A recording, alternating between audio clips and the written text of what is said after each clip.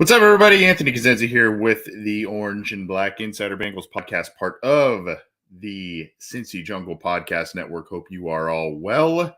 It has been a little while since I have done one of these shows, since we have done one of these shows.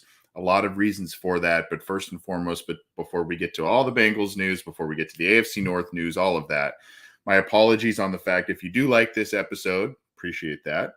And if you do rely on this episode for some of the information, news headlines, all kinds of different stuff happening with the team around the NFL, all that kind of stuff, we appreciate that. But my apologies, just some personal stuff over the past couple of weeks. Some other things just kind of popping up, obviously a little bit slower towards the end of June and whatnot as well. So we took a slight break from this for a variety of reasons, but we are going to be back and bringing probably even more than once a week with this because news comes so furious. And of course, we'll be getting into preseason games, recaps, and all of that. So we'll be getting you more and more stuff as the season rolls around, more and more material, more and more content on this channel and the Cincy Jungle podcast channel. Hopefully you've enjoyed what we've been bringing you the last few weeks. We've, on our standard show, we had Cam Taylor-Britt, we had David Pawlik, and a lot of other great conversations going on the show. And then, of course, to the Cincy Jungle podcast channel, we added the great show Talking Football with Bengal Jim and Friends, and they've had a ton of big guests since joining the channel. 3 episodes in, I believe now, 4 episodes in maybe now. So hopefully you've been enjoying that. And, of course, you can get all of our podcast material, whether it's video or audio. The video side, you got to like the Cincy Jungle Facebook page. You got to follow the Twitter account at Cincy Jungle. You got to follow our Orange and Black Insider Bengals podcast Twitter account at Bengals OBI. We live stream there. And of course, if you like the YouTube stuff, we put up some exclusive material every once in a while on the YouTube channel. You can click the icon down there in the corner to subscribe. Click the bell to be notified when we go live, when new content is available. Of course, if you like the audio side for your commute or whatever, go and subscribe to the Cincy Jungle podcast channel on your favorite audio streamer, whether that's Stitcher, iTunes, Spotify, Google Podcasts, iHeartRadio. We are there. So we've got a lot to get to. I'm already seeing some comments in the live chat talking about a particular player within the AFC North. Here's the deal. There's a lot of stuff going on with the Cincinnati Bengals. There are a lot of things going on within the AFC North. We usually like to do Bengals, AFC North, and NFL all in one show. For brevity's sake and for sanity's sake, I think we're going to keep it just to the Bengals and just to the AFC North. There's a lot to unpack, a lot to unwrap, and all kinds of different things going forward here. Obviously, some big news came about today, so we will talk about that, and we'll get to all of that here on the Happenin Headline Show. Again, I'm Anthony Cosenza. Happy to be with you.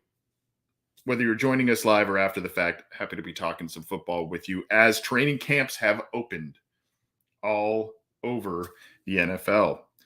We had back together Saturday and all kinds of different stuff going on. So let's get it rolling. We're going to start with some different things. And if you're new here, what I like to do is I like to share a particular story. Most of them will be from cincyjungle.com because we're, houseman. Gotta feed the company a little bit there. But most of the stories will be from Cincy Jungle. We've got some Twitter tidbits as well. And of course, a couple of other sites and the other team sites and whatnot within the AFC North. So let's get to it. We're going to start with some things that aren't really training camp central, but are Bengals headlines over the past couple of days. We'll start there. You probably have heard some of these, if not all, but we'll start there just to get you caught up. And then we'll get going into training camp. And as we sit here on Monday, August 1st, we will then get you going with some recent sights and sounds from Bengals camp and whatnot. All right, let's get rolling with some headlines. As the Bengals, I'm a little rusty at this, guys. I gotta catch up on all this on this deal here. Okay, let's go with this one right here.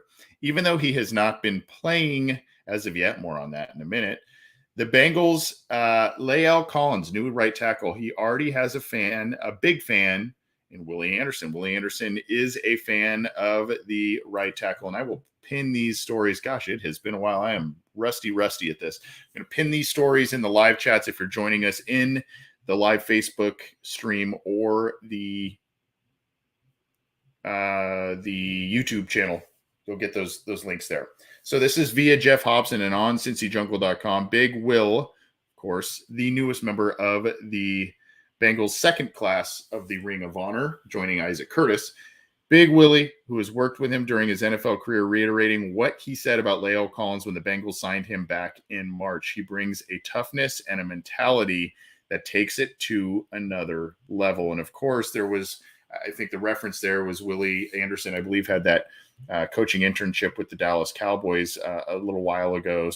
So he cut his teeth there, getting some coaching work in there. Of course, does independent coaching and training of prospects and whatnot as well. So Lael Collins has a big fan in Willie Anderson, and Willie Anderson knows a thing or two about playing good right tackle in the NFL. So that endorsement is a good one, and that's good to see there. Here is another one of these. I love the arbitrary rankings this time of year, right? The summer arbitrary rankings. ESPN ranks the Bengals just outside of the top 5 of teams with the brightest futures. Okay, well, we'll pin that for you here too. This is the article here, and we'll go down and read you what this is. This is they land on number 6 here, and the write-up is to project which NFL franchises are in the best shape for the next 3 seasons. Jeremy Fowler, Louis Riddick, and Seth Walder and Field Yates, a little powwow group there to rate each team's quarterback situation remaining, which is the non-quarterback roster, drafting ability, front office, and coaching on a scale of 1 to 100. So with all of those things in place, they kind of did a little arbitrary ranking here, and ultimately Cincinnati ended up as number 6 on this spot. The future of the Bengals was clear after they went to the Super Bowl despite having such a young roster. They keep calling him GM Duke Tobin, kind of de facto GM, I guess, has architected some outstanding recent drafts with no pick more important than quarterback Joe Burrow, number 1 in 2020, while also taking an unlikely dip into free agency pools of late. The Bengals boast one of the league's most explosive offenses and one that should take decided steps forward in the coming years. That's nightmarish for opponents, and that's from Field Yates there. Those lovely penned words there, but the Bengals coming in 6th in terms of brightest futures per an ESPN roundtable and ranking list there. Make of that what you will, and I don't know. Make of that what you will. We'll just leave it at that. All right, let's keep going with some not really some kind of non-training camp stories about the Cincinnati Bengals going forward here. This is a little bit about Adam Jones, and Adam Jones's business keeps his roots in Cincinnati. He is giving back here. The J24 Athletic Complex in the Cincinnati area is a 6,000 square foot athletic training complex located in Amelia, right outside of Cincinnati. Jones has used not only his knowledge of athletic training, but his personal connections to build a facility to give back to the community that embraced him. I'm sure that this will be used for, youth sports and competitions and all kinds of different things, which is really cool. And I can personally attest, having spoken with Mr. Jones, not only in week 1, when I was out there in Cincinnati for the opener last year, but also I ran into him at the draft as well. He loves this city. He's very appreciative of the Bengals and what the opportunity that they gave him. And really, while I think he was excited about the opportunity with the Cowboys to kind of start rehabbing his career and get a second chance in the NFL, he really kind of found his stride in Cincinnati. Yeah, there were some moments where it wasn't the prettiest on field, a couple of off field things as well, but for the most part, he did what he was supposed to do with the Bengals. Was an outstanding return man, was a solid corner for them for a number of years, and was on a lot of teams that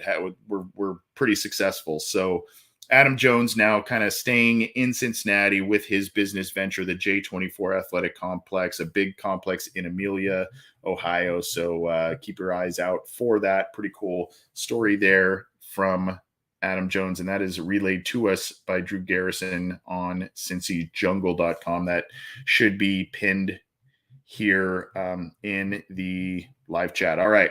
Now, we've talked about the Ring of Honor, the second class, the Ring of Honor. We also know the first class of Ring of Honor, which is Paul Brown, Anthony Munoz, Ken Riley, Ken Anderson.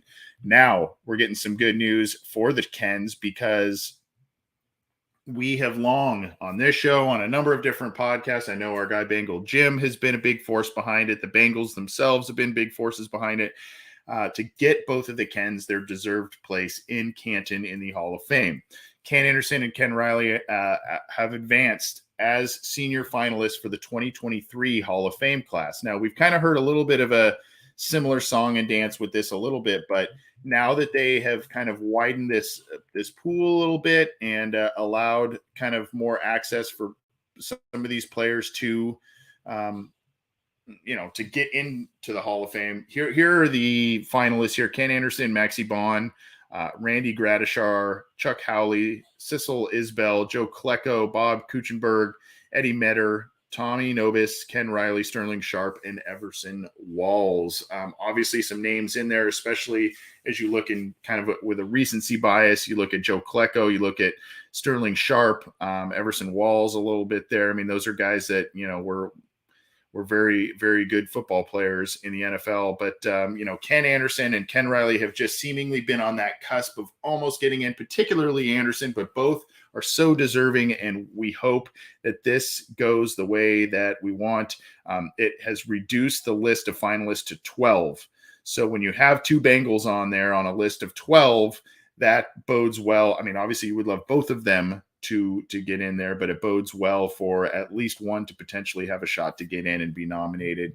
We really hope this starts going their way. Hopefully the Bengals coming to a little bit more national prominence last year by making the Super Bowl and having this upstart team here, you're hoping that ends up becoming a little bit of a catalyst for one or both of these guys to get in there, but both are deserving, and we hope that they do that. And of course, last year, you all helped us raise a lot of money for the Ken Riley Foundation, the Ken Anderson Alliance, the Munoz Foundation, thousands of dollars for each of those, and we can't thank you enough.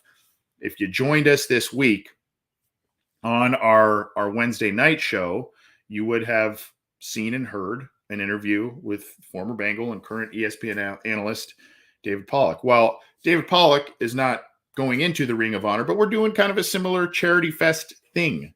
And if you have not heard, we are highlighting his, I'm going to send you the link here in the live chat. We are highlighting his charity, the Pawlik Family Foundation. There's a link for all the live chats there. givesendgo.com/Pawlik Family Foundation. Go there. We are trying to raise, we're going to keep this open for a little while here because they have a lot of money they're trying to raise. They help at-risk mothers, at-risk youth. They do some outreach there. They do work with the Atlanta Children's Hospital in Georgia. They do some great work in terms of bringing information and education on nutrition and whatnot for families to help with childhood obesity and avoid that sort of situation. They do a lot of different things. And then they're looking to put forward a big community Christmas concert as well. And they are in need of our help, and we want to help them. We have kickstarted this thing for them because we believe in the cause and all of that. So you can find out a little bit more. Their website is undergoing a little bit of a transition here, but I will share it with you. The Pawlik Family Foundation website, pawlikfamilyfoundation.com. You can go there to learn more. Check out the interview with David Pawlik. He spent like 35 minutes with us. It was awesome. And he told us a bit more about everything they're doing in this charity. We want to help out a great guy, a guy who used to play for the Cincinnati Bengals and one who we now watch very regularly on ESPN covering college football. So very entertaining chat. We're in need of your help. We've got prizes that we are going to give out, some good prizes once this thing starts kind of closing up here. So you've got some time still to get in there. We've got autographed memorabilia. We've got all kinds of different things. So want to give that another shout out there so that you can get hopefully your dollars in there to help the Pawlik Family Foundation. And we thank him for his time last week. So at any rate, let's keep rolling on here. And I think we've all kind of seen this at this point.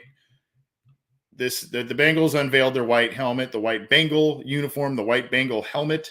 So we know what this is now going to officially look like. We've seen a lot of edits over the past couple of years of this or something similar to it. So there it is right there. You do have the orange bee there on the helmet. You got the orange bee there. And so really cool. By the way, go follow or go check out the Bengals Twitter account when they did this little fairy tale thing about a year ago, kind of a fairy tale theme to the story. Pretty cool. And then of course, I think it was Brandon Sejo. Here it is right here. Here's the alternate helmet, as you can see there. Pretty cool.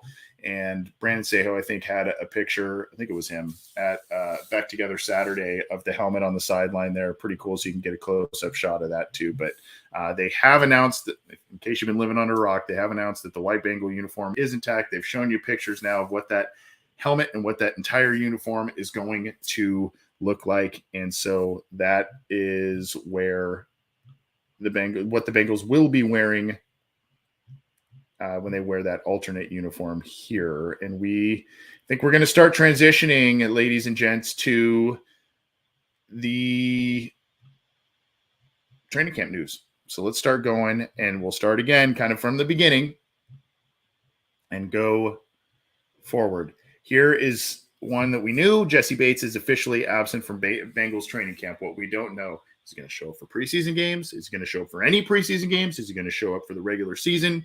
There have been rumblings that he does not intend to play at all under the franchise tag designation. He does not plan to sign that tender, anything like that. And so far, he has stuck to his guns. He has not signed it, and he is absent from training camp. He has not been in spring workouts. So we'll see what happens as the weeks progress here. The Bengals are going to be coming up on some preseason games coming up pretty quickly here. So is he going to show up for one of those? Is he going to show up for some of the practices towards the end, maybe try and get in quote unquote game ready shape? I assume he has been working out on his own. We've seen some of that on his social media and whatnot. I assume he is doing a lot of that as well. But he has not shown up to camp. He and Trey Hendrickson were missing from the spring workouts. So no Jesse Bates as of yet. We'll keep you updated on that. Not really a surprise based on everything we've been seeing and hearing. So, I mean, I don't know how you could be caught off guard by that at this point, but regardless, that is where we're at with the Jesse Bates situation. And then there's a couple of other roster moves and whatnot that the Bengals made. They bring back Jaquez Patrick, the running back, and place Elijah Holyfield. I believe Holyfield is the son of heavyweight Evander Holyfield. So at any rate, Holyfield suffered a leg injury Wednesday afternoon, and then they brought back Jaquez Patrick, who had a good. The problem was with Patrick is when he joined the team in 2020, he had that COVID shortened offseason where he couldn't really flash a lot. Now the following season, he stayed throughout the team, and then he was a final cut at the end of the season there. And then he was on the Bengals practice squad, got to the 49ers active roster, and then he was let go there on November 2nd. So that's one of the recent moves the Bengals have made because of some things going on at camp. Now let's talk about Saturdays. Do we want to go there? Yeah, we'll go there. Back Together Saturday with the Bengals. There's a nice recap piece here on Cincy Jungle. I think it's a kind of a collection of tweets and information and practice tidbits and all of that. So here is the link to that for the live chat folks or those watching the rewind after and following along with the chat. A nice shot here from Paul Daner Jr. I believe there was about 29,000 for Back Together Saturday. So, I mean, that's basically what you would expect pre-COVID. Those kind of pre-COVID numbers there. You can see here from our buddy James Rapine of the Locked On Bengals podcast, and of course the great work that he and others do at allbengals.com. You can see here the quote from Joe Mixon, quote, "We're looking to run that thing back all the way to the Super Bowl, and we're gonna win it." From your lips to the man upstairs ears, Joe. And then just some nice, Chase on a dig makes a terrific catch in front of Awuzie. Mixon made 2 long touchdown runs over 50 yards. Mixon going full speed, and that's from Mike Petraglia. Reader did not play. DJ Reader did not play. And, of course, Higgins is going through the gradual ramp-up process because of the shoulder injury and shoulder procedure. And then, of course, Kappa and Logan Wilson, again, more on the offensive line and a little bit. But the big news from Back Together Saturday was how it ended. And we'll share this. This is from Caleb Noe of WCPO. Cool shot by him. Go follow him on Twitter as well. We'll pull this up for you here if this video wants to load. Here you go. My view of Evan McPherson's ending of practice today. So you can see, here you go. If it wants to load. There we go. So, yeah, 65-yarder with room to spare. Again, Caleb Noe from WCPO, ABC 9 in Ohio. And man, this is a boot, no doubt about it. And I think from what I had heard is that the crowd was pretty fired up about it. Look at the extra room on that. I mean, that's probably another, 8 yards, 10 yards on that thing that he – now, granted, the guys aren't, going full jump or anything like that with the trying to block or anything like that. But, man, let's watch this one more time here. Snap, and then you see the kick there. And, middle right, but hit it, no doubt about it. So that was kind of the big story from Back Together Saturday, was how it ended, and Evan McPherson getting the love and getting all the shooter and money and all the nicknames there, that rightfully so, that he deserves for all of the big kicks that he has made so far for the Cincinnati Bengals. And that was a biggie right there. That was a biggie to end practice and end the scrimmage there on Back Together Saturday. Well, who's been impressing? Who has not? What else is going on with the Bengals? Well, here's the thing. You just heard about Joe Mixon with a couple of big runs in practice. I think there were 50-plus yarders.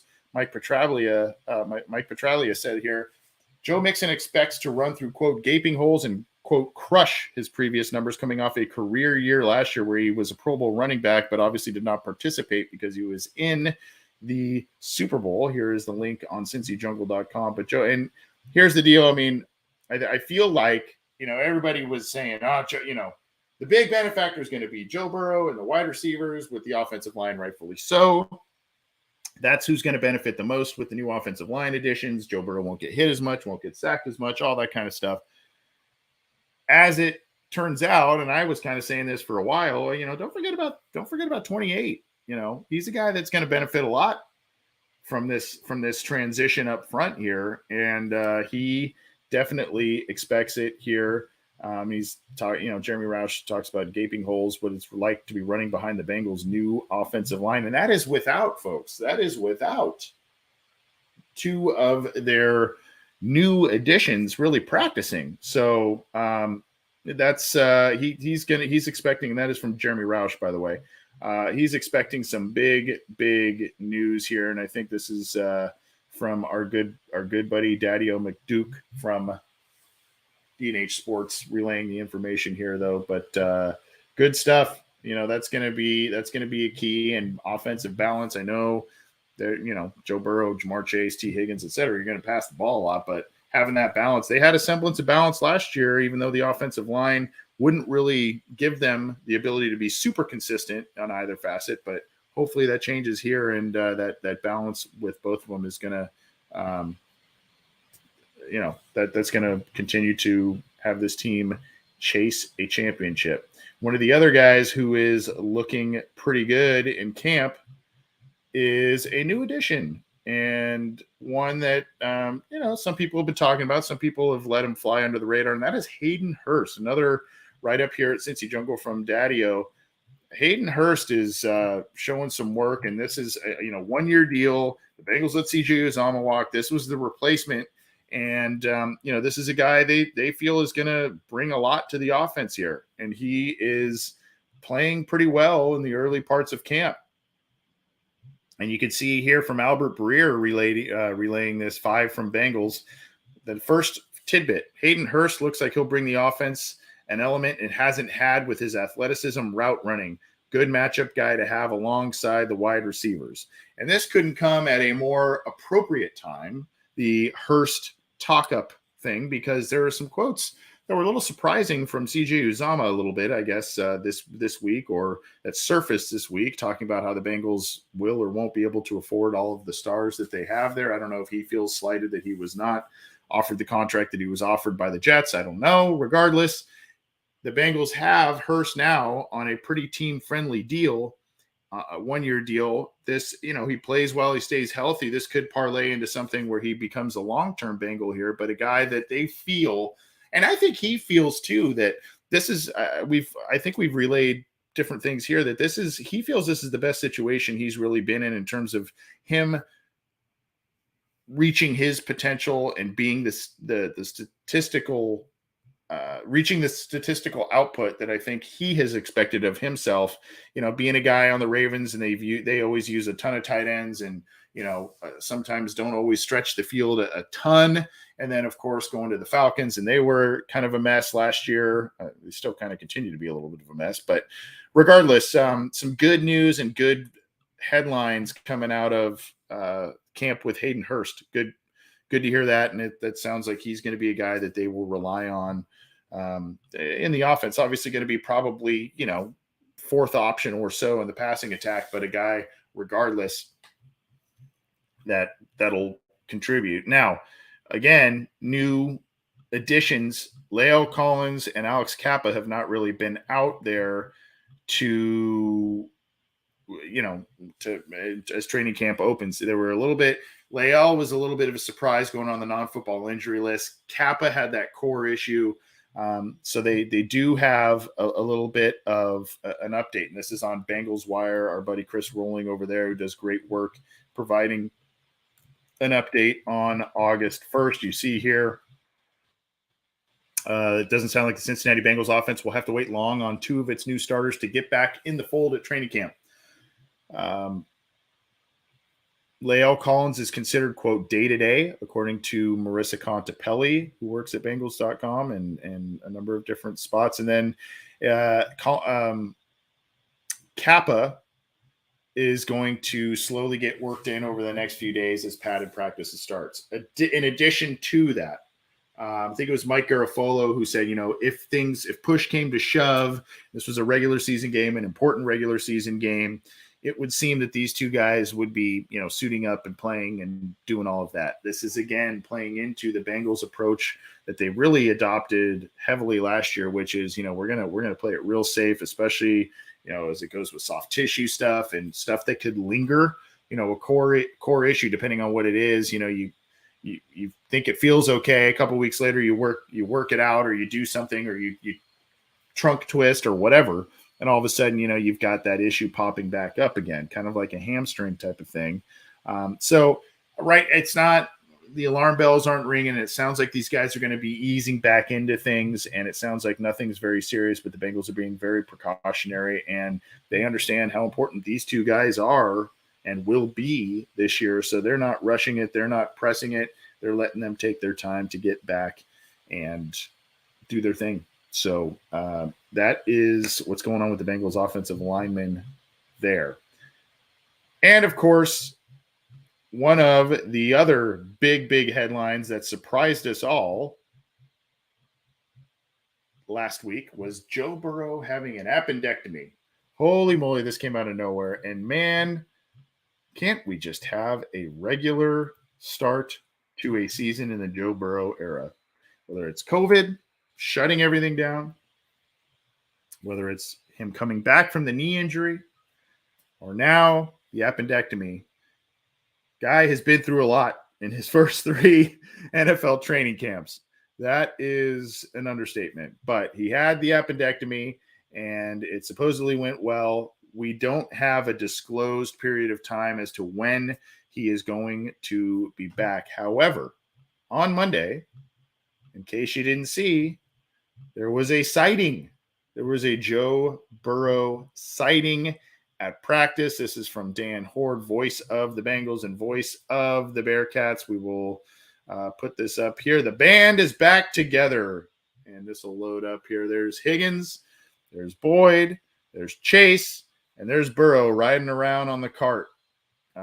And you see him cruising around. He was checking out practice. So again, one of those things where you go, okay, how long is this going to be? And we talked about this on last Wednesday's show. Did John Sheeran and I? This is one of those things. I mean, it's not coming back from this unless there's some major complication. That's not something to be overly worried about. But it's more about the fact that there's an incision there, and obviously working out and doing certain things. You got to make sure that thing heals properly. Otherwise, you will get into more problems. But again, it sounds like things are going okay. He made his first appearance there since the surgery, so he's cruising around on the golf cart. Something that just popped up unexpectedly, and just very something that I don't think any of us really thought was coming down the pike for the franchise quarterback there. But at any rate, he is back at practice in some form. And so we'll see when he actually gets back to on-field work, when he gets back to preseason games and all of that. Stay tuned on that. As you also know, missing from spring workouts along with Jesse Bates was Trey Hendrickson, who was kind of doing a little bit of a family thing. There is an update here, and there's videos that are out there of him chatting with the media, so you can check that out. The media just spoke with Bengals defensive end Trey Hendrickson, said he didn't attend voluntary OTAs because it was important to him to spend time with his wife. So the team communicated really well with him throughout the month, and he's fresh mentally and physically and ready to go. He is at training camp. He is working and doing things. He's just kind of decided to not go to OTAs and spend time with his family.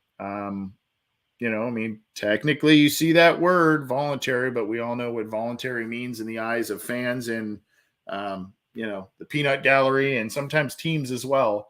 Voluntary doesn't always mean voluntary. So regardless, he's back, and seems like he was ready to go.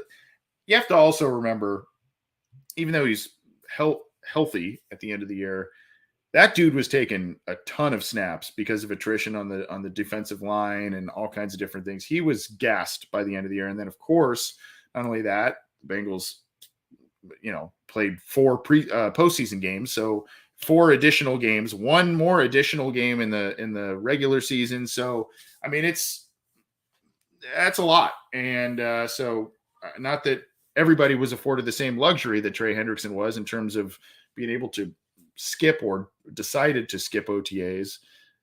It's one of those things that he kind of decided to, and you can say, I think it was the Tennessee game, man. Maybe it was the Chiefs game. That clip of him on the sideline just kind of, hanging his head, but also kind of laughing, but also relieved, and kind of just a myriad of emotions going through him. You could see it.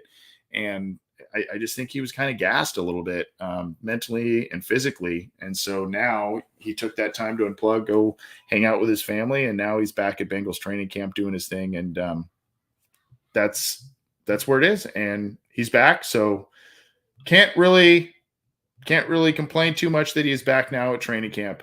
At left guard, I don't really know exactly what this one means here from our buddy Ben Baby at ESPN. Cordell Volson working at left guard with Jackson Carman, seemingly done for the day. Trainers took his helmet a few minutes ago. I don't know exactly what that means. If that means he was just done with his reps and they knew that, and so the trainers took his helmet and he was done. I don't know if there was some sort of injury or other issue going on there. Regardless, he was working at left guard with Jackson Carman and was done for the day earlier. And then, of course, this one from Ben. This one's pretty cool. And this was a name. I want to say that in our, behind-the-scenes Bengals or breakout Bengals that we've done on the show in recent weeks, I want to say this guy may have been one of the guys that John had said to watch. And that is Kwamelasseter II, undrafted free agent wide receiver. and then Kendrick Pryor as well. But Kwamelasseter, some good contested catches and team drills, and then, of course, also getting some run at punt returner and stuff.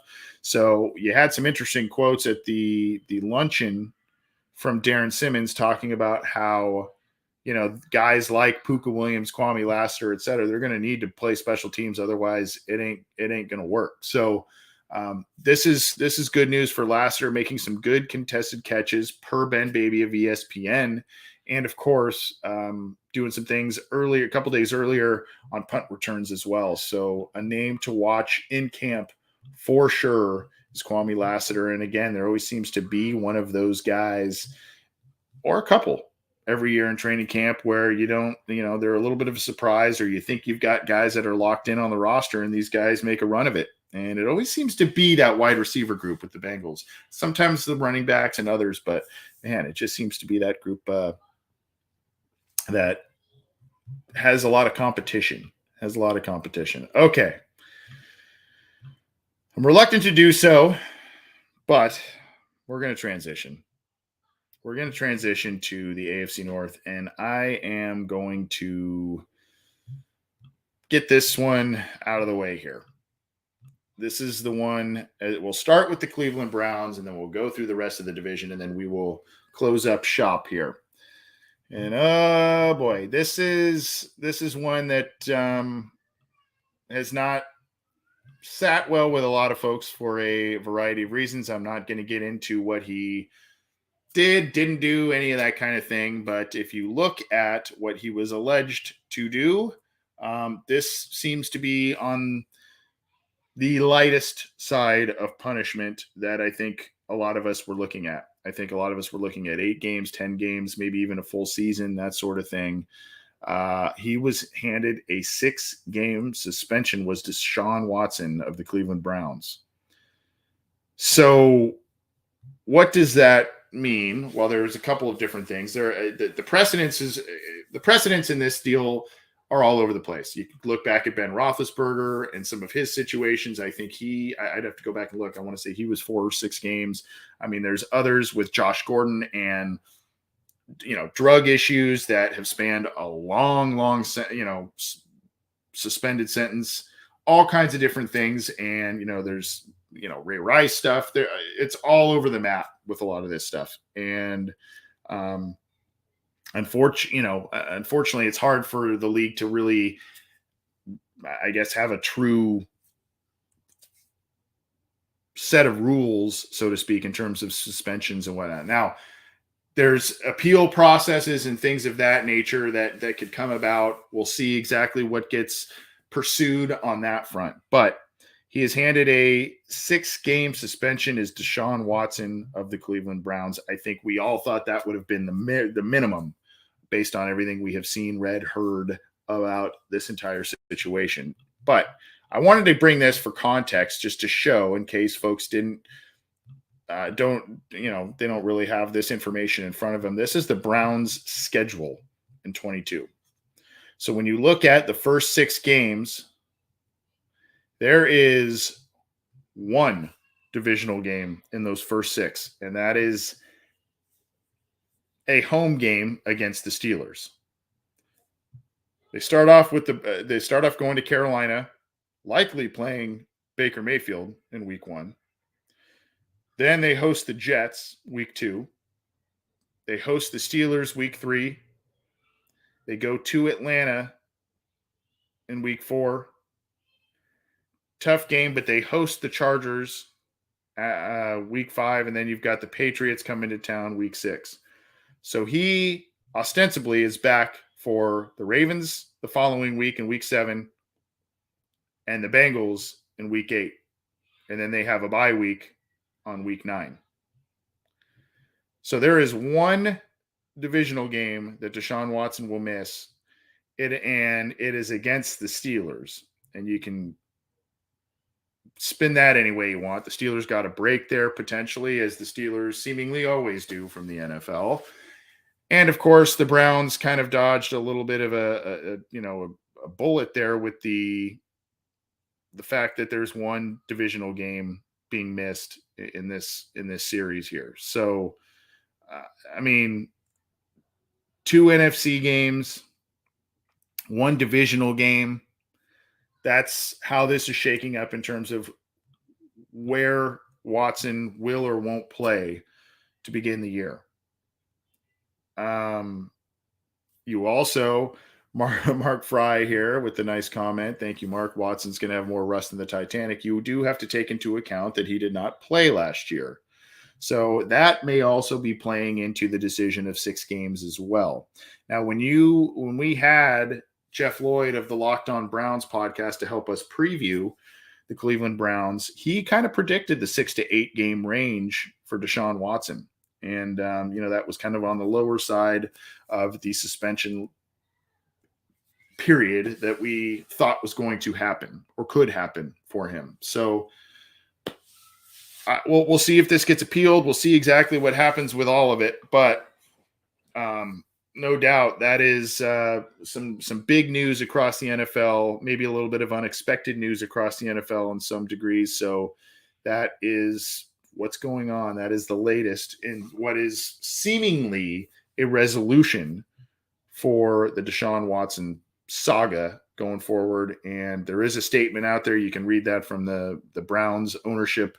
I'm not going to put that up there, but you can go read that one as well. But that is the latest with Deshaun Watson and the Cleveland Browns. Now, some more not so great news with the Cleveland Browns on Monday. This is from Daryl Ryder, who's covered the team for a long time. Scary moment. Amari Cooper went down in the back of the end zone. Trainers looked at his right ankle, and he was able to get up and walk off by himself. He's still observing practice, so he seems to be okay, but a scary moment in practice on Monday. Amari Cooper seemed to have tweaked his ankle. To what degree, I don't exactly know, but seemed to tweak that ankle. And that's something that I think a lot of us will be watching. Obviously, he's their big wide receiver acquisition after they traded. They got rid of Odell, and then of course Jarvis Landry did not return. So he's kind of their go-to guy now in that offense with Watson. We'll see exactly what happens there, but not great news for the Browns on Monday from the on-field standpoint. Now, the Browns also on Monday activated and made some roster moves. They activated offensive tackle Jack Conklin, and they waived wide receiver Isaiah Weston with an injury designation, and in return signed Derek Dillon, a wide receiver there. Conklin, obviously a very good tackle when healthy, and then he was a first-team All-Pro player in 2020. Only played 7 games last year because of a knee injury, and then Dillon was an undrafted free agent back in 2020. He spent most of last year on the Giants practice squad. So that is some roster moves for the Cleveland Browns here. Let's go to the Steelers. Let's not talk about the Browns and Deshaun Watson anymore. Let's move. Okay. Kind of a funny one here. This was from a couple of days ago. Kenny Pickett, rookie quarterback for the Pittsburgh Steelers. This is from Brooke Pryor, who covers the team. Kenny Pickett didn't complete a pass in the first team period of the day. He would have been sacked twice, threw another too low, and had his last attempt batted down at the line of scrimmage. So not a good early part of camp for Kenny Pickett. He's in there getting a lot of reps. But he didn't, as of this was Saturday, Kenny Pickett didn't complete a pass in the first team period of the day. He would have been sacked twice, threw another too low, and had his last attempt batted down at the line of scrimmage. So some rookie struggles there for Kenny Pickett. Not to say we're wallowing in those struggles, but we'll just not address that, I guess. The Steelers have their own. It's not a Ring of Honor. It's a Hall of Honor. The Steelers announced their class of 22 Hall of Honor, and that includes Myron Cope, who is an announcer. And I believe he was the guy who started the Terrible Towel, was he not? Sam Davis, Ray Matthews, and a name of most recent fame, Heath Miller, who was a very good player for them for a long time. Part of that Ben Roethlisberger crew that gave the Bengals and many other teams fits. Heath Miller also now in that Hall of Honor class of 22 for the Pittsburgh Steelers. Moving on to a little bit of other roster moves for the Steelers before we get to the Ravens and on out of here. The Steelers sign a wide receiver as they shuffle the 90-man roster. This is on Behind the Steel Curtain, the Pittsburgh Steelers SB Nation, kind of the cousin, if you will, of Cincy Jungle in the SB Nation network, sign a wide receiver as they build on their roster. They've signed Javon McKinley and waived defensive end Tyree Johnson. And McKinley was undrafted out of Notre Dame last year and did not make the 53-man roster with the Lions. He signed to the practice squad to start the season. Did not appear in any games last year, and he was on and off the Lions practice squad throughout the season before signing a reserve futures contract in January. So the Steelers add a wide receiver, and we'll see exactly what his climb is to the active roster. We'll see. I'm trying to be kind, but if you're having trouble making the field on last year's Lions wide receiver core and how that shaped up, that's I don't know. At any rate, let's move on to the Baltimore Ravens. Isiah Likely was a guy that was the Bengals had some pre-draft interest in him going into this year's class, and he has been shining. He did well in spring, and now he's doing well. A strong start to camp. This is from Clifton Brown of BaltimoreRavens.com, and the title, Isiah Likely hopes to build off strong start to training camp.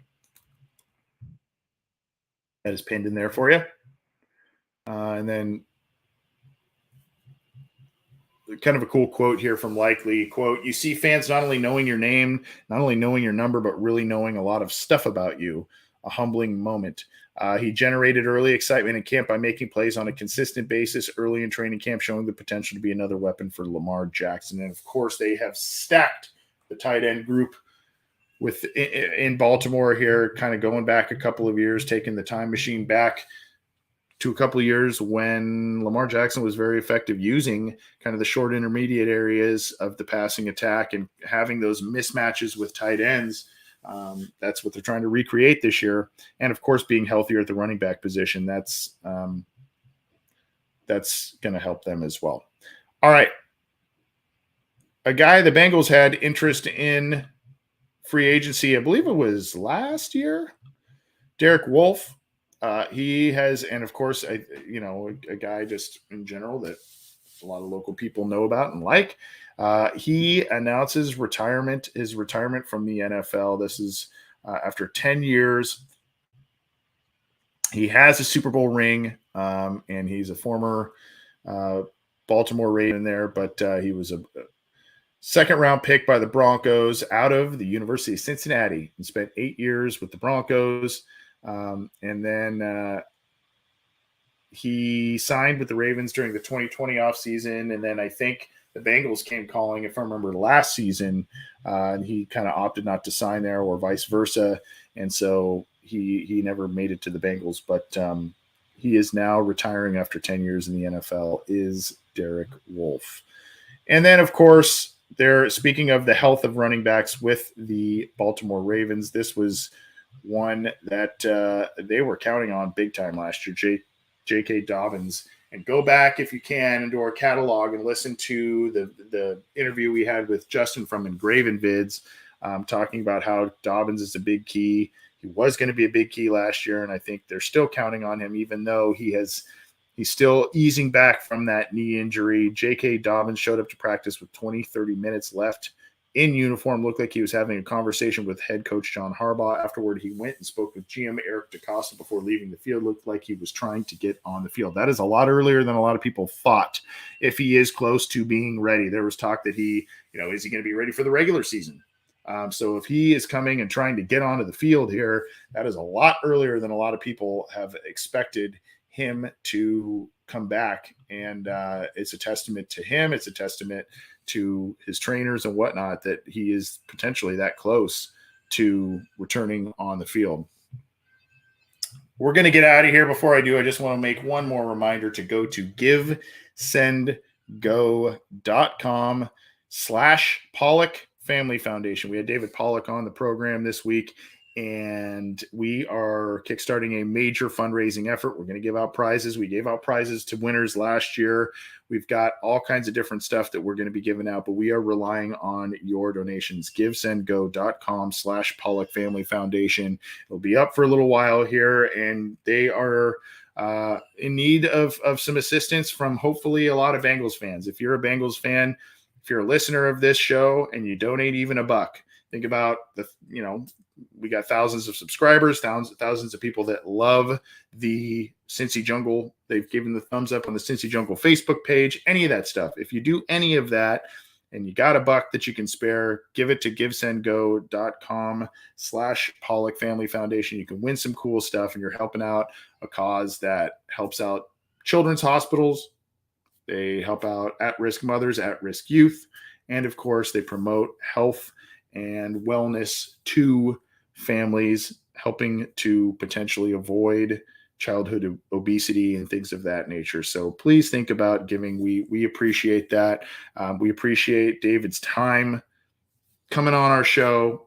He's got a national platform, and he comes on our program and spends 35 minutes with us talking Bengals, talking college football, and of course talking about his nonprofit. So we appreciate that. We hope you enjoyed that interview. It is available on all platforms now, our YouTube channel as well as on the audio side. So go check that out. It was a lot of fun talking with him. We appreciate all of your support, not only to that cause, but of this program as well, and the Cincy Jungle podcast channel. So subscribe how you can. We're back with Happenin headlines. It's been, 3 weeks, 4 weeks since we've done one of these. I apologize. A lot of stuff has come our way, but we're back at it. And we're going to be hammering you with content on the Orange and Black Insider and the Cincy Jungle podcast channel. So we hope you enjoy it. We'll be seeing more of you. Take care. Have a good rest of your week. We'll see you Wednesday. We'll probably see you Friday for Listener Questions Live. Been a little while since we've done that one too. So you're going to want to tune into that one too, training camp edition. But at any rate, take care. We will talk to you soon.